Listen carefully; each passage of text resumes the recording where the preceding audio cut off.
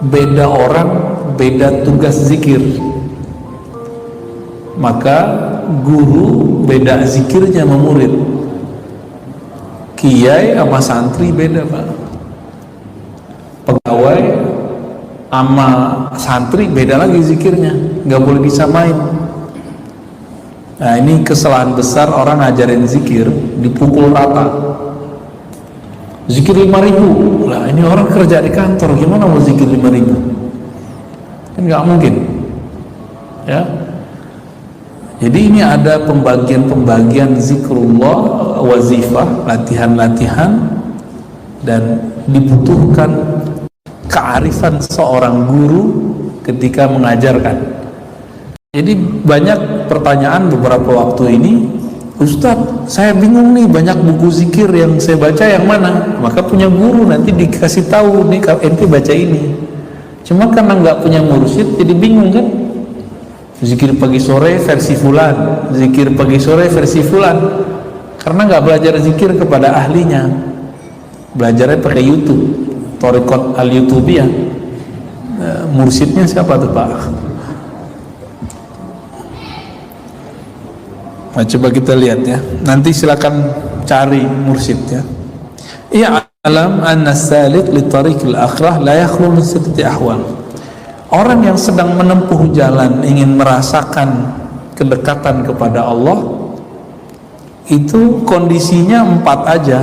1, abid, ahli ibadah, biasanya pensiunan, nah itu udah masuk ahli ibadah tuh Pak ya. Khusus hari Senin, hari Sabtu Minggu kita jadi ahli ibadah bisa ya, libur kan, libur. Au aliman, orang alim, kiai, guru ya. Au muta'alliman, santri, pelajar, mahasiswa. Au walian, atau dia pejabat. Nah, pejabat apakah itu pejabat plat merah ataupun nggak punya plat Pak? Pak Agun nggak punya plat. Au muhtarifan, atau orang ini kerja harian. Dan berikutnya, au mustaghriqan bi mahabbatillah masyghulan bihi an ghairihi. Yang terakhir, orang yang memang sudah all out cinta kepada Allah dan dia tinggalkan semuanya. Ya lebih dari pensiun Pak. Dia sudah meninggalkan talak 3 dunia. Ada orang begini, dan ini nggak pandang umur, bisa muda, bisa tua ya.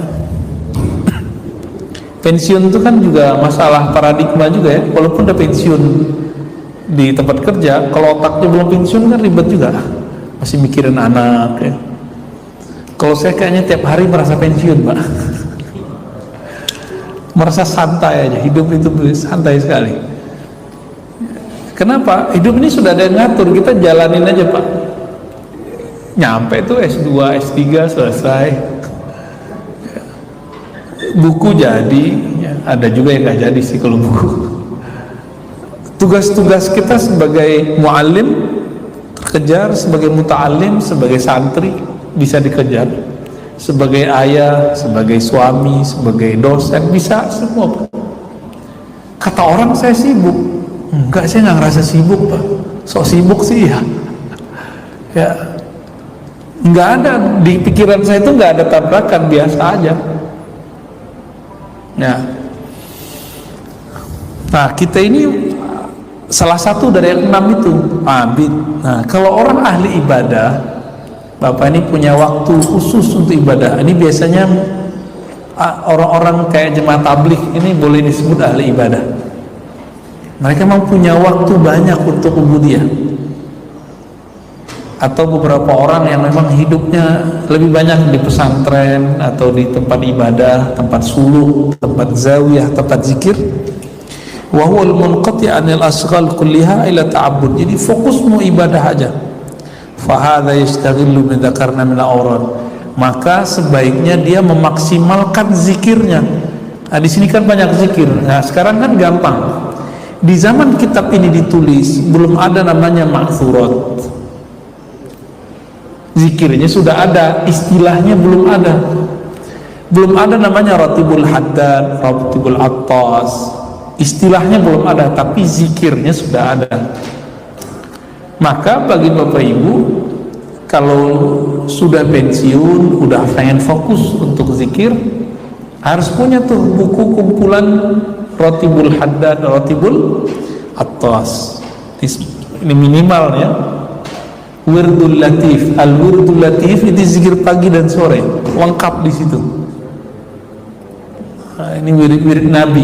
Jadi situ ada 90% itu dari Nabi, dari Quran, selebihnya 10%-nya dari ulama. Tahu al-wirdul latif? Ngerti ya? Belum dapat di sini. Nanti saya kirim ke pengurus ya. Ini bisa dibaca Pak. Kalau lagi nggak ada ta'lim, baca zikir itu. Pagi sore, pagi sore, pagi sore. Ya. Mau yang ngamalin ya? Biar jadi abid walaupun cuma sekali seminggu. Ya. Ustadz nggak boleh nyebut kata minggu, gitu ya? Wah, nggak ngerti bahasa Indonesia berarti. Oh, itu dari gereja. Lah tanya aja sama orang gereja, emang begitu maksudnya? Ini kadang-kadang kena hoax nih, gawat juga ya. Yang kita sayangkan beberapa dai, beberapa ustadz kemakan. Biasa aja Pak, nyebut seminggu. Bisa nggak nyebut seahad? Bisa nggak? Nggak bisa. Orang nyebut seminggu, sepekan ya. Sepekan kayak orang kampung saya jadi. Orang Padang, orang Melayu gitu ngomongnya sepekan. Terketawain lagi Pak. Ya. Boleh nyebut hari Minggu nggak? Boleh nggak? Boleh. Urusan akidah nggak tuh? Nggak ada urusan sama akidah. Itu masalah hari, jam, timing aja ya. Seandainya hari Minggu nggak boleh, hari Sabtu lebih nggak boleh, itu harinya Yahudi, hari Sabat ya kan. Nah, ini jangan terganggu nih Pak cara beragama kita.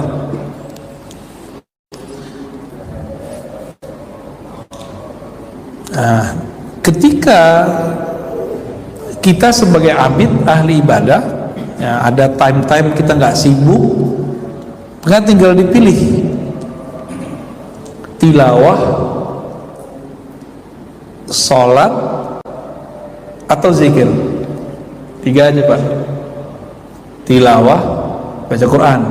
Berarti yang dikejar ngapain? Khataman. Ini kalau ahli ibadah. Ini beda dengan santri. Kalau santri ngaji, isi yang dibaca sama orang ketika zikir apa? Itu tugasnya santri. Tugas ahli ibadah mengejar khataman.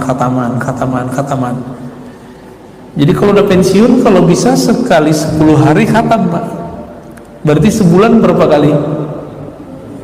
Ya, berarti kalau 10 hari khatam 1, seharinya 3 juz. Sebentar kok itu.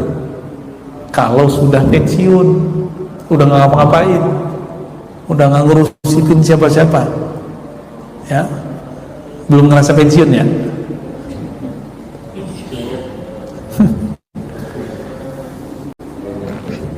Saya pernah nyobain juga ya, sembari bekerja 5 hari bisa, sembari bekerja itu, sembari ngajar, ada waktu saya kejar, ada waktu saya kejar, nyoba aja.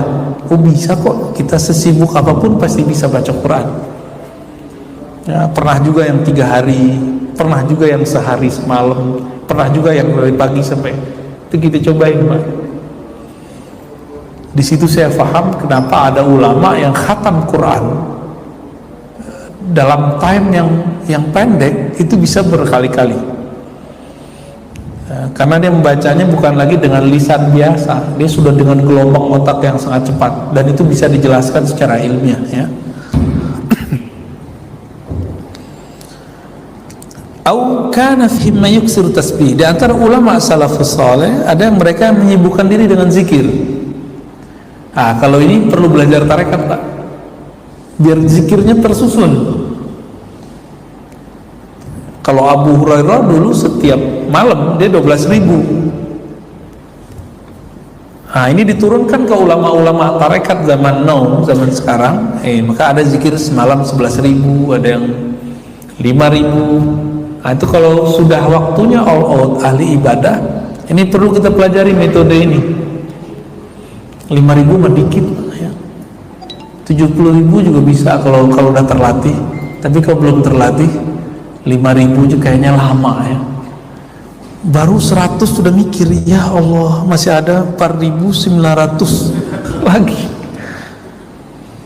Kalau belum biasa, orang merasakan itu lama karena dia belum tahu apa hakikat yang dia baca. Kenapa bapak ini kuat bekerja, berangkat pagi pulang sore, kok tahan tua di jalan, tua sama asap,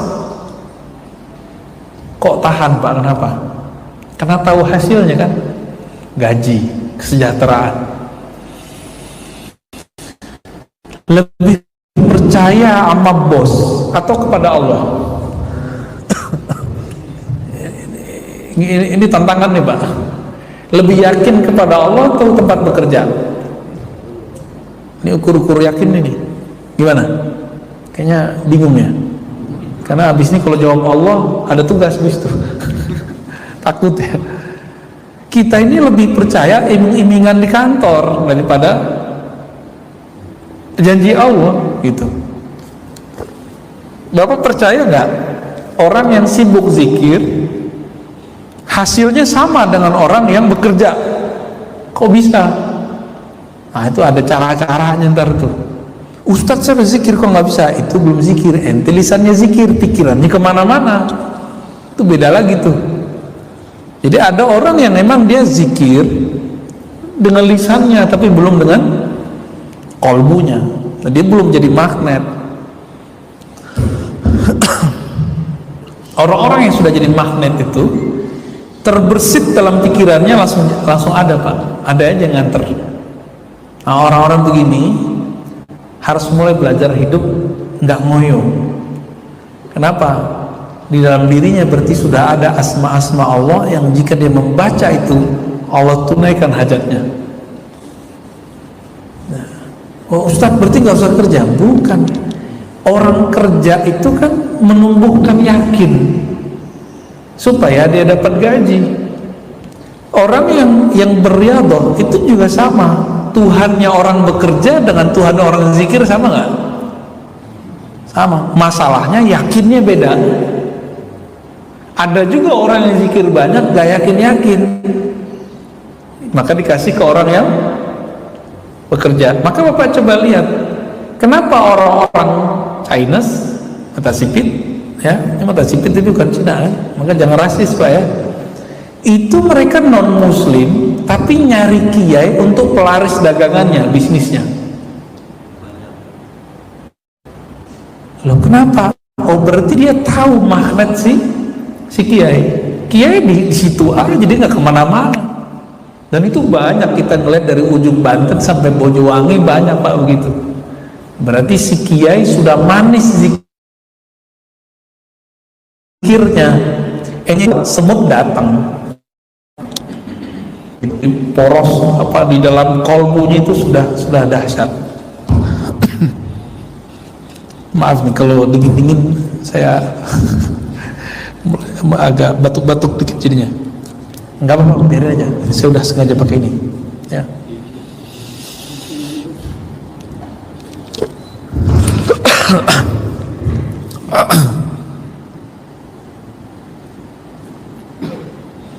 Wa minhum may yuksirus shalah. Nah, di antara ulama salafus saleh itu dulu ada yang banyak sholat. Yang banyak sholat itu Abu Sa'id Al-Khudri, Jabir bin Abdullah. Yang paling banyak lagi itu cicit Sayyidina Nabi, yaitu Ali bin Husain Zainal Abidin. Beliau itu jangankan ini pak, keluar Jumatan aja nggak boleh, dilarang oleh pemerintah. Karena beliau kalau keluar itu langsung orang cium tangannya. Beliaulah satu-satunya keturunan Nabi dari jalur Sayyidina Husain yang masih hidup. Dulu pembunuh ayahnya ketika melarikan diri dia yang nyelamatin, nggak dibunuh ulang pak. Ini Ali Zainal Abidin bin Husain ya, namanya Ali juga, jadi Ali bin Husain bin Ali ini orangnya. Itu sholatnya tuh nggak berapa sehari, 1000 rakaat, cicit Rasulullah Sallallahu Alaihi Wasallam. Ada Pak yang sholatnya 1000 rakaat hari ini? Berarti 500 sholat kan? 500 sholat, satu sholat 2 rakaat, 1000. Jadi jidatnya itu Pak udah nggak ada bentuknya, ya udah kapalan tuh jidatnya, lama sujud. Itulah sejarah pertama jidat hitam itu zahir Pak. Beliau udah nggak bercermin apa, dan nggak ada ria dalam dirinya, karena dulu nggak ada cermin, jadi dia nggak tahu kalau jidatnya hitam. Kalau sekarang kan diginiin biar kelihatannya. Nggak ada hubungannya kesolehan dengan jidat itu. Itu kebetulan aja Sayyidina Ali Zainal Abidin. Yang jidatnya hitam itu tanggung jawabnya berat, belajar ikhlasnya berat. Nanti bilang, itu banyak sholat, padahal sholatnya belum tentu banyak. Ya. Satu kali Abu Hanifah digosipin orang sholat sepanjang malam, padahal dia aslinya sholat baru mulai dari tengah malam. Supaya dia tidak kemudian ujub dengan dirinya, akhirnya dipuji orang bukan pada amalnya dia, supaya dia nggak tertipu. Apa yang dilakukan? Mulai dari pagi itu dia sudah niat, ya Allah kuatkan saya lebih baik dari yang diceritakan orang. Allahumma ja'alni khairan mimma yazunnun, kan begitu di hadis. Ya Allah jadikan aku lebih baik dari yang mereka ceritakan. Akhirnya mulai malam itu sampai meninggal, beliau berusaha tidak tidur di malam hari, sepenuhnya sholat. Berat Pak jadi ulama zaman dulu. Zaman dulu begitu. Maka Abu Hanifah puluhan tahun wudhu zuhurnya, wudhu subuhnya itu wudhu isya tadi. Tips Pak ya, kalau mau nyobain jangan banyak minum air. Ini tips kalau mau itikaf di masjid atau di rumah ya. Kalau itikaf di masjid sekali sebulan aja coba. Amalnya mulai dari jam 12 sampai subuh. Biar gak sering ke belakang, jangan minum. Gitu. Gimana? Udah pernah coba belum? Paling ini aja udah gak nahan-nahan kan? Saya juga nahan Pak, kebanyakan minum. Karena kurang tidur jadi saya banyakin minum ya. Kalau kita sedang di Masjidil Haram ya banyakin tawaf. Tawaf sama dengan salat. Fa in qila famal aula ayusif ilaihi aktsarul awqat min hadhil awrat. Ya. Kalau tadi itu baca Quran, salat, zikir atau tawaf, mana yang dipilih? Yang paling bagus adalah yang paling tinggi dan paling mencakup, baca Quran di dalam sholat, itu paling tinggi. Karena kalau orang sholat dia dapat zikir, dia dapat sujud, dia dapat ruku, dia dapat Quran gitu. Maka yang paling afdol itu menghatamkan Quran lagi sholat Pak. Nah, ini belum pernah nyoba ya, kecuali sama Ustadz ya, witir doang. Jadi Bapak ini coba amalkan walaupun sekali seumur hidup. Khataman pas udah nyampe bagian alhaakumut takatsur, kalau apal ya, dibawain sholat 2 rakaat, dibagi 2 aja, alhaakumut takatsur sampai qul a'udzu birabbin nas, sehingga khatamnya di dalam sholat. Jadi rakaat pertamanya halaman ya 1,5 halaman, rakaat keduanya 1,5 halaman terakhir. Kalau enggak apa ya, yang ekonomis, rakaat pertama qul a'udzu falaq, rakaat terakhir qul a'udzu birabbin nas. Lumayan Pak, itu bisa dipraktekkan.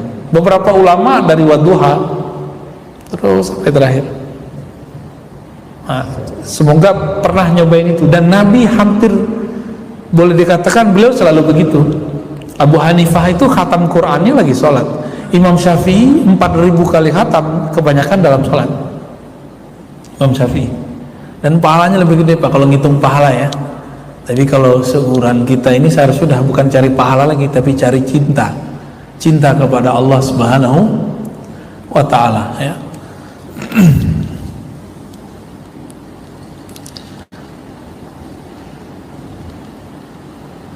Walakin rubbama asratil muwazabah ala dzalik wal afdal yakhtalif bi ikhtilafi ahli al-akhsas, ya.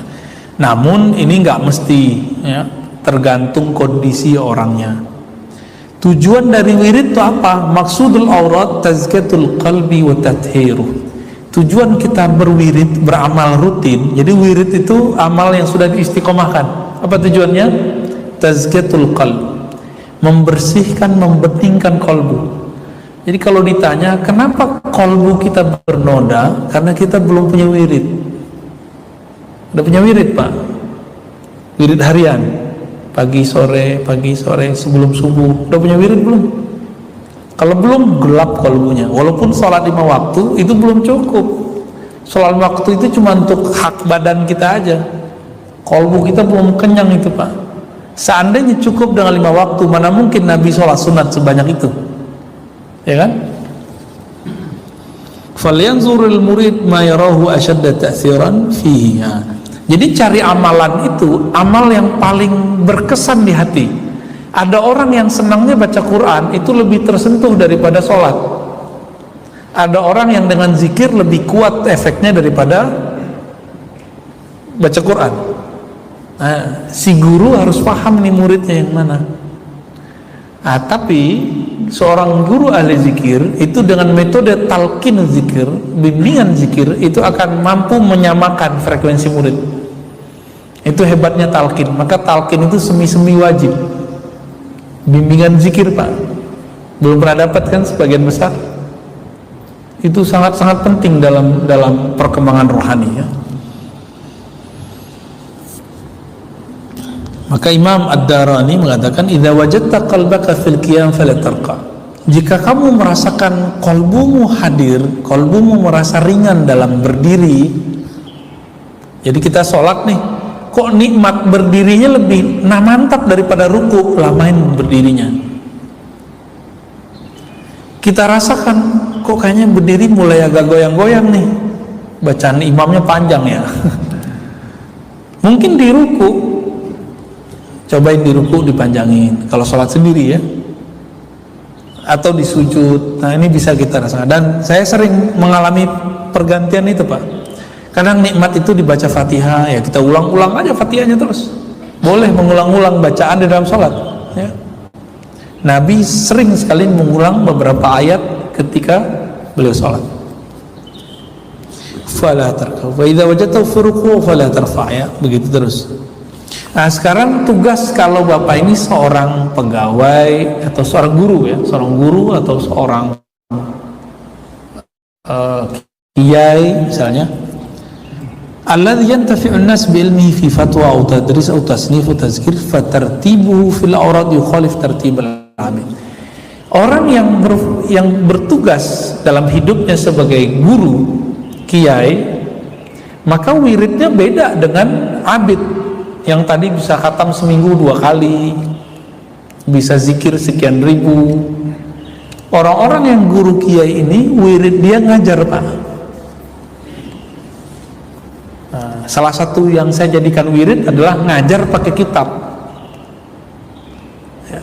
Saya kalau nggak pakai kitab ngajar, Pak, kapan saya baca kitab lagi? Ngajar mulu, ntar ngomong mulu. Kapan kemudian saya ngupgrade bacaan saya sendiri atau mengingat yang dulu saya pernah baca? Yang saya dapatkan adalah kamu mengajarlah dengan kitab. Ternyata dulu para ulama kita begitu. Dulu waktu saya masih remaja, saya mengira orang kalau ngajar pakai buku berarti dia nggak punya persiapan, kurang keren. Yang hebat itu kalau ngajar tanpa bahan, ya. Itu mah pidato kali, ya, khutbah kali. Tapi kalau taklim ya mesti ada kitabnya. Jadi kenapa saya ngajar bawa kitab? Bukan gagah-gagahan, Pak. Ini manfaat untuk saya dan juga manfaat untuk Bapak. Apa manfaatnya untuk Bapak ini? Yang nggak pernah nyantri merasakan sedikit nguping jadi santri. Nah, kalau punya kitab kan nggak mungkin, kabur semua Pak nanti. Yang ngantuk-ngantuk kita suruh berdiri kan, kum ente, kan nggak mungkin. Dulu yang kalau saya ngajar agak sedikit killer Pak kalau di pesantren. Tanya aja sama mahasiswa dan santri saya itu, santri. Yang ngantuk-ngantuk itu kita kerjain, suruh berdiri lah, suruh baca hadis lah, suruh ngapalin biasanya. Ngapalin hadis gampang, yang susah itu ngapalin sanadnya dari fulan, itu kita suruh tuh. Itu masih mending, hati saya masih oke tuh. Kalau kita suruh kita usir itu gawat ya. Dulu saya agak galak Pak ngajar. Setelah belajar hadis tentang rahmat ya, sayangi makhluk di bumi, baru agak sedikit adem ya.